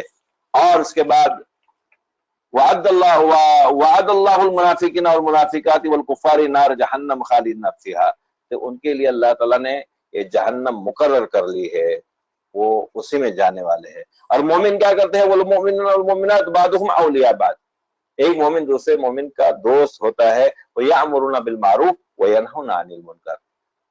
منافقین کی نشانیاں بہت جگہ پر گنوائی گئی ہے، ہم دعا کریں کہ اللہ تعالیٰ ہم کو ان میں سے نہیں بنائے، ہمارا اخلاص، ہمارا خلوص ہمارے دین میں کام آ جائے۔ تو مومنین کے کام یہ ہے۔ پھر اس کے بعد ان کو بھی بشارت دی گئی، اور اس کے بعد جو ہے فَلَمَّا آتَاهُم مِّن فَضْلِهِ بَخِلُوا بِهِ وَهُم مُعْرِضُونَ، تو یہ منافقین جو ہے یہ زکوٰۃ دینے کو تاوان سمجھتے، اپنے آپ کو بوجھ سمجھتے ہیں، یہ اپنے آپ کو سمجھتے ہیں کہ ہم پر یہ بوجھ ڈال دیا گیا ہے۔ تو یہ بوجھ نہیں ہے، یہ اگر اس سے کوئی انکار کرتا ہے وہ پکا کافر ہو جاتا ہے۔ یہ احادیث سے ہمارے سامنے واضح ہے کہ سیدنا ابو ہریرہ رضی اللہ عنہ فرماتے ہیں کہ جب رسول اللہ علیہ وسلم کی وفات ہو گئی اور سیدنا ابو بکر صدیق خلیفہ ہو گئے تو عرب کے کچھ لوگ کافر ہو گئے، یعنی انہوں نے زکوٰۃ دینے سے انکار کر دیا۔ پھر اس کے بعد سیدنا عمر رضی اللہ عنہ نے کہا کہ اللہ کی قسم، اللہ تعالیٰ نے ابو بکر کا سینہ کھول دیا تھا، یہ ابو بکر صدیق کا فیصلہ تھا کہ واقعی جو زکوٰۃ، کیونکہ پیچھے ہم نے آیات دیکھے کہ 3 کام جب تک نہیں کرتا مسلمان نہیں ہے۔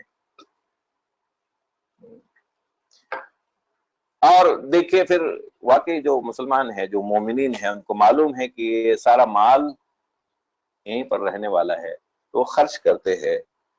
غزوہ تبوک کے موقع پر کس طرح سے مسلمانوں نے دیا مال، ہمارے لیے مثال ہے۔ اگر ہم اس کو سن لیتے ہیں تو ہو سکتا ہے کہ اللہ تعالیٰ ہمارے دلوں میں وہ بات ڈال دے۔ اس وقت جو ہے غزوہ تبوک کے موقع پر قحط سالی بھی تھی، اب کی فصلیں بھی نہیں پکی تھی، سفر بھی دور دراز کا تھا، مقابلہ بھی رومیوں سے ہے، یہ ساری باتیں ہمارے سامنے آتی ہے۔ اور اب اللہ کے رسول صلی اللہ علیہ وسلم فنڈ کے لیے جو ہے لوگوں سے درخواست کرتے ہیں، اپیل کرتے ہیں، جس کے نتیجے میں سیدنا عثمان رضی اللہ عنہ ہیں اور سیدنا عبد الرحمن بن عوف رضی اللہ عنہ ہیں، یہ دونوں بہت مالدار تھے، اتنا دیا کہ آپ صلی اللہ علیہ وسلم خوش ہو گئے۔ سیدنا عمر اپنے گھر کا آدھا اثاثہ، آدھا مال لے کر حاضر ہو جاتے ہیں۔ عمر تو اس دن سوچے تھے کہ میں آج ابو بکر سے بازی لے جاؤں گا، مگر ابو بکر صدیق رضی اللہ عنہ اپنے گھر کا سارا اثاثہ، سب سامان، یہاں تک کہ جھاڑو بھی اٹھا کر حاضر ہو جاتے ہیں۔ بڑا قصہ ہے، لیکن عمر کہتے ہیں کہ نہیں، میں ابو بکر سے آگے نہیں بڑھ سکتا ہوں۔ اور پھر دیکھیے کہ یہ ابو عقیل ہے، بہت مفلس ہے، رات بھر مزدوری کرتے ہیں، اس کے اجرت میں ایک سا کھجور ملتا ہے، ایک سا کھجور۔ آدھا گھر کے لیے رکھتے ہیں، آدھا لے کر حاضر ہو جاتے ہیں۔ ہم سوچتے کہ ہم غریب ہیں، میں کچھ نہیں، میرے پاس جو ہے اس میں سے میں جو دے سکتا ہوں، آج کی جو مزدوری مجھے ملی ہے اس میں سے میں کیا دے سکتا ہوں۔ آدھا سا کھجور، اللہ کے رسول صلی اللہ علیہ وسلم اس کھجور کو خوش ہو کر سارے مال پر بکھیر دیتے ہیں، جو کچھ جمع ہوا سب پر بکھیر دیتے ہیں۔ یہ ہے برکت کی چیز۔ تو ایسے تبوک کے موقع پر صحابہ نے جو اس طرح سے مال پیش کیا ہے، بڑی مثال ہے ہمارے لیے۔ پھر اس کے بعد یہ جو منافقین کی بار بار اس پورے سورے میں منافقین کے پول کھول دیے گئے ہیں، لیکن عبداللہ ابن ابی کا جنازہ آپ صلی اللہ علیہ وسلم پڑھاتے ہیں، جبکہ اللہ تعالیٰ استغفر لهم او لا تستغفر لهم ان تستغفر لهم 70 مرة فلن يغفر الله لهم۔ اللہ تعالیٰ نے کہا کہ ان کے لیے تم مغفرت مانگو چاہے نہیں مانگو، دونوں برابر ہیں، چاہے تم 70 بار ہی مغفرت مانگو، اللہ تعالیٰ مغفرت کرنے والا نہیں ہے ان کی۔ یہ عبداللہ ابن ابی کا جنازہ پڑھانے کے لیے آپ سے درخواست کی گئی، آپ صلی اللہ علیہ وسلم نے اس کو پڑھا دیا۔ کہتے ہیں کہ کس وجہ سے اس کو پڑھا؟ اس کی 3 وجوہات تھی کہ اسے کرتا دے دیا، ایک کہ آپ کی اپنی طبیعت میں رحم تھی، آپ صلی اللہ علیہ وسلم کی طبیعت میں بہت رحم تھا۔ پھر اس کے بعد دوسرے ایک کہ آثار بدر کے فیصلے کے وقت آپ کے چچا سیدنا عباس ننگے تھے، وہ طویل القامت تھے، لہذا آپ نے عبداللہ ابن ابی سے قمیص مانگی جو سیدنا عباس کے قد کے موافق تھی، اس نے دے دی۔ آپ چاہتے تھے کہ اس کے احسان کا بدلہ چکا دے۔ اور تیسرے کہ اس حالت میں عبداللہ جو صحابی ہے، جو اس کے بیٹے ہے، اس کا دل شکست نہ ہو، وہ چاہتے تھے کہ نماز پڑھے۔ پھر آپ کی درخواست پر اس منافق جنازے کی نماز کے لیے اس کے ساتھ ہوئے، نیز اس کے منہ میں اپنا لعاب دہن بھی ڈال دیا، لگا دیا۔ یہ سب کرنے کے باوجود اس کی مغفرت نہیں ہو سکتی۔ اللہ کے رسول صلی اللہ علیہ وسلم کا لعاب دہن بھی اس کے منہ میں چلا گیا، مگر یہ بڑا منافق ہے۔ تو اب اس کے بعد جو ہے سابقون الاولون ہے۔ کون ہے سابقون الاولون؟ تھوڑا برداشت کرتے ہوئے ہم لوگ انشاءاللہ جلدی اس کو ختم کرنے کی کوشش کرتے ہیں۔ ہم تھوڑی سی یہ اس طرح کی معلومات بھی رکھے کہ السابقون الاولون کون ہیں، المہاجرین والانصار کون ہیں، والذین تبعهم باحسان رضی اللہ عنہم ورضوا عنہ وعد لهم جنات تجری من تحتها الانہار خالدین فیہا ابدا ذالک الفوز العظیم۔ بہت گریٹ کامیابی ہے، اللہ ان سے راضی ہو گیا، وہ اللہ سے راضی ہو گئے۔ کون ہے وہ؟ الصحابۃ کالنجوم، اللہ کے رسول نے فرمایا ستاروں کے مانند ہیں میرے صحابہ، اگر ہم اس میں سے کسی کی اتباع کریں گے ہم کامیاب ہو جائیں گے۔ کاش ہم ان کی زندگیوں کو سمجھے، ان کی زندگیوں کو پڑھے۔ اللہ کے رسول صلی اللہ علیہ وسلم کے لیے دنیا کے سب سے بہترین لوگوں کو چن لیا گیا تھا۔ یہ دنیا کے سارے انسانوں میں بہترین لوگ تھے جو اللہ کے رسول صلی اللہ علیہ وسلم کے صحابہ بنائے گئے تھے۔ کون ہے وہ؟ مردوں میں سب سے پہلے حضرت ابوبکر صدیق رضی اللہ عنہ ایمان لائے تھے، عورتوں میں حضرت سیدہ خدیجہ رضی اللہ عنہ ہے، لڑکوں میں سیدنا علی رضی اللہ عنہ ہے، اور غلاموں میں سیدنا زید بن حارثہ ہے۔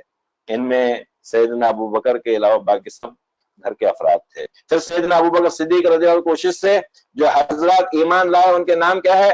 سیدنا عثمان رضی اللہ عنہ ہے، سیدنا زبیر بن عوام ہے، عبد الرحمن بن عوف ہے، اور سعد بن ابی وقاص ہے، اور طلحہ ہے۔ اس کے بعد بہت سے لوگ مسلمان ہو گئے۔ یہ جو آغاز میں شروع میں جو مسلمان ہو گئے کتنا مشکل تھا۔ لوگ آسان سمجھتے ہیں مسلمان ہونا، ہم کو کبھی ایسا گمان ہوتا ہے کہ کاش ہم اللہ کے رسول صلی اللہ علیہ وسلم کے زمانے میں ہوتے۔ بہت مشکل تھا ہمارا ایمان لانا، اس وقت جو ایمان لایا شہادت گئے الفت میں قدم رکھنا ہے۔ لوگ آسان سمجھتے ہیں مسلمان ہونا۔ دیکھے بلال کا حال، دیکھے زید بن حارثہ کا، یہ سارے غلاموں کا حال دیکھیے آپ۔ یہ جو بڑے بڑے لوگ تھے وہ تو ٹھیک ہے، ان کی بھی حالت ویسی کر دی گئی تھی، مگر یہ جو سابقون الاولون ہے من المہاجرین، اور پھر اس کے بعد جو انصار بنے، جنگ بدر سے پہلے جتنے لوگ ہو گئے یہ سب سابقون ہیں، رضی اللہ عنہم ورضوا عنہ۔ تو یہ ان کی ہم نے اتباع کرنی ہے۔ اب اس کے بعد جو ہے وآخرون اعترفوا بذنوبهم خلطوا عملا صالحا وآخر سيئا عسى الله ان يتوب عليهم. اس کے بعد آنے والے لوگ جو ہے، اور ایک جو ہے خاص اس میں تبوک کے موقع پر جو شریک نہیں ہوئے تھے، وہ صحابہ کا زبردست ان کی بھی قصے آئے ہیں، لیکن ابھی مجھے ایسا لگتا ہے کہ واقعی وقت زیادہ ہوا چاہتا ہے. انشاءاللہ کوشش کریں گے کہ ان کے بارے میں کل کچھ سن لے، پھر اگلے درس کی تیاری ہوگی انشاءاللہ. ہم جو یہ سلسلہ چلا رہے ہیں، حالانکہ روز ایک پارے کا کہا گیا تھا، لیکن ویسا مشکل نظر آتا ہے، کیونکہ میں سمجھتا ہوں کہ ہم انشاءاللہ سمجھتے ہوئے چلے گئے تو زیادہ بہتر ہوگا، ورنہ ہم بس 10-15 منٹ میں بھی اس کو ختم کر سکتے ہیں، اس کا زیادہ فائدہ نہیں ہوگا. انشاءاللہ ایک ڈاکومنٹ بنے گا، ہم کبھی بھی اس کو دیکھ سکیں گے. ابھی جتنا دیکھ سکتے ہیں، اتنی ہمت ہے اتنی دیکھنے کی کوشش کرے، تو اللہ تعالیٰ سے دعا بھی کرے کہ اللہ تعالیٰ ہم سب کو صبر و استقامت عطا فرمائیں، اس قرآن سے محبت کرنے والا، اس سے جڑنے والا، اس کو پڑھنے والا، اس کو سمجھنے والا، اور اس پر عمل کرنے والا بنائیں. وآخر دعوانا ان الحمد للہ رب العالمین. السلام علیکم ورحمۃ اللہ وبرکاتہ.